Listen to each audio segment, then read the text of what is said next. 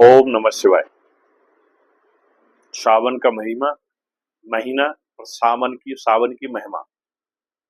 श्रावण मास बहुत महत्वपूर्ण मास कहलाता है और श्रावण के सोमवार को जो जलाभिषेक करते हैं या रुद्राभिषेक करते हैं शिव जी का, उसका अपना भी एक विशेष महत्व है। तो मैं थोड़ा सा प्रकाश डालना चाहूंगा मेरे मित्रों कि अभिषेक तो बहुत तरह के होते हैं, रुद्राभिषेक भी बहुत तरह के होते हैं, लेकिन कौन सा इसमें हम अभिषेक करें और किस कार्य के लिए करें। तो जैसे मान लीजिए कि आपके ऊपर बहुत कर्ज है, अब किसी ने आपको सजेस्ट किया कि आप रुद्राभिषेक कराइए, तो क्या वो जल से करना है या दूध से करना है या इत्र से करना है, ये हमें नहीं पता है। कॉमन जो पूजा होती है शिव जी महाराज की वो पंचामृत से होती है, आपको पता है। 5 चीजें उसमें मिलाई जाती हैं। 5 कौन कौन सी होती हैं? दूध, दही, शक्कर और घी, और एक और क्या हो गया? शहद। ये 5 चीजों का मिलाकर हम पंचामृत बनाते हैं और उससे अभिषेक करते हैं। कई बार क्योंकि शक्कर या घृत में से, मतलब उसमें से, घी में से, शहद में से किसी एक को हम काउंट करते हैं और गंगा जल उसमें ऐड कर लेते हैं। तो इस प्रकार से जो है 5 जो हमारे रत्न हैं वो मिल जाते हैं, उससे अभिषेक करते हैं। तो अगर मान लीजिए आपके ऊपर कोई बहुत पुराना कर्ज है जो नहीं, बार बार हम कोशिश कर रहे उतारने की, नहीं उतर पा रहा है, बार बार आप इंटरेस्ट क्लियर कर दे रहे हैं लेकिन कैपिटल फिर भी वहां का था है, तो इसके लिए शास्त्रों में गन्ने के रस का विधान बताया गया है। यदि गन्ने के रस से शिव जी का श्रावण के महीने में यदि हम अभिषेक करते हैं तो कर्ज से मुक्ति मिलती है। दूसरा, पैसे के लिए, कि पैसे की आवक बढ़े, व्यापार अच्छा चले, उसके लिए हमको क्या करना चाहिए समृद्धि के लिए?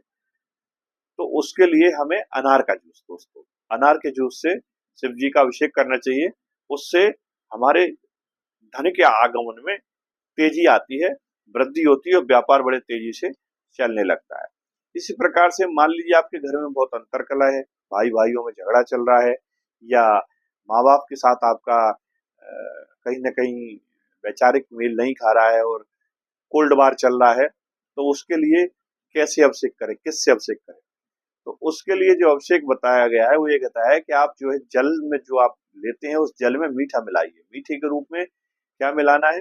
मीठे के रूप में मिलाना है आपको शुगर, शक्कर। ठीक है, शक्कर मिलाने से आपके घर में जो कलेश है, जो अंतरकलह है, वो दूर हो जाता है। इसके अलावा जो शहद होता है, शहद से भी इनका अभिषेक किया जाता है। कहा जाता है शहद का अभिषेक करने से हमारा नेटवर्क ग्रो करता है, लोग जुड़ते हैं हमसे। शहद, आपको पता है, शहद एक तो मीठा होता है, एक चिपचिपा होता है। तो बेलपत्र के हमारे प्रदीप मिश्रा जी हैं, बहुत सारे उपाय बताते हैं, बहुत सारे तरीके बताते हैं। यदि किसी का बच्चा परीक्षा में पास नहीं हो रहा है तो आप बेलपत्र में शहद लगाइए, उसको पिंडी के ऊपर एक पर्टिकुलर स्थान पे जहाँ वो बता रहे हैं वहां चिपका दीजिए, तो बच्चा परीक्षा में पास हो जाता है। तो मेरा कहने का मतलब ये, अपना अपना अपना लोगों का वो शिव पुराण के हिसाब से बताते हैं। तो ये भी जो उपाय मैं आपको बता रहा हूँ ये भी कहीं ना कहीं शिव पुराण के ही उपाय हैं, लेकिन इसमें मैं केवल आपको बता रहा हूँ, वो बता रहा हूँ रत्नों के उपाय, यानी जो पंचरत्न जो जिनको आप कहते हैं उनके उपाय बता रहा हूँ।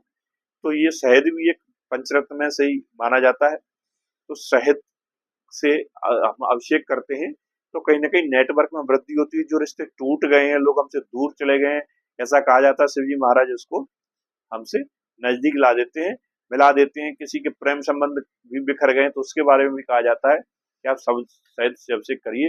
कुल मिला के जो आप उसमें पानी चढ़ा रहे हैं वो पानी मीठा होना चाहिए। एक और अभिषेक होता है इत्र, खुशबू का। तो वो खुशबू के अभिषेक किया कराते हैं लोग। जैसे मान लीजिए आपको कोई इलेक्शन लड़ना है, आपको किसी चुनाव में खड़े हुए हैं और आपको लोगों को अपने प्रति अट्रैक्ट करना है, आकर्षित करना है, और शिव जी महाराज की कृपा चाहिए, तो उसके लिए ये उसमें खुशबू मिला दी जाती है। इत्र का मिला देने से लोग अट्रैक्ट होने लगते हैं, ऐसा माना जाता है। तो इस प्रकार से शिव जी का रुद्राभिषेक किया जाता है, वो भिन्न भिन्न प्रकार के रत्नों को मिलाकर करते हैं। जैसे शनि को प्रसन्न करने के लिए शमी का जो पेड़ है उसकी पत्ती शिव जी पर चढ़ाते हैं, बेलपत्र शिव जी पर चढ़ाते हैं, धतूरा शिव जी पर चढ़ाते हैं। तो ये सब अलग अलग इसके पर्पज हैं कि कौन सा चीज हम कब चढ़ाना चाहिए, है ना। कैसा भी कटु दुश्मन हो आपका, कैसा भी ज्यादा झगड़ा हो गया हो, बताते हैं एक जो हम लोग उसको बोलते हैं अकौआ, अब उसका कुछ और दूसरा नाम है, देहाती भाषा में उसको अकौआ बोलते हैं। उसका सफेद फूल होता है और उसमें दूध भी निकलता है। तो उसको जब शिव जी पर हम अर्पित करते हैं और चढ़ाते हैं तो उससे भी जो है शिव जी बहुत प्रसन्न होते हैं, हमारे जो बिगड़े हुए काम बना देते हैं, टूटे रिश्तों को जोड़ देते हैं। तो इस प्रकार से भंग, आपको पता है भंग, भंग भी चढ़ाई जाती है। ऐसे ही भस्म का अभिषेक किया जाता है। तो अपनी भस्म का जब अभिषेक होता है तो जो एनर्जी है वो एनर्जी हमारे बॉडी की एनर्जी से कनेक्ट कर जाती है। तो इसलिए भस्माभिषेक जो किया जाता है शिव जी का, उस वो हमेशा रात में करते हैं और भस्म आरती भी रात में ही होती है, क्योंकि उसमें इतनी ऊर्जा होती है, इतनी एनर्जी होती है कि सूर्य के प्रकाश में और सूर्य के तेज में उसको सहन करना आसान नहीं। तो इस प्रकार से ये उपाय हैं, अलग अलग तरीके से शिव जी के आप रुद्राभिषेक में इस्तेमाल करते हो जिन तत्वों के, कौन सा किस काम में आता है। मैं समझता हूँ कि आपको ठीक से समझ आया होगा।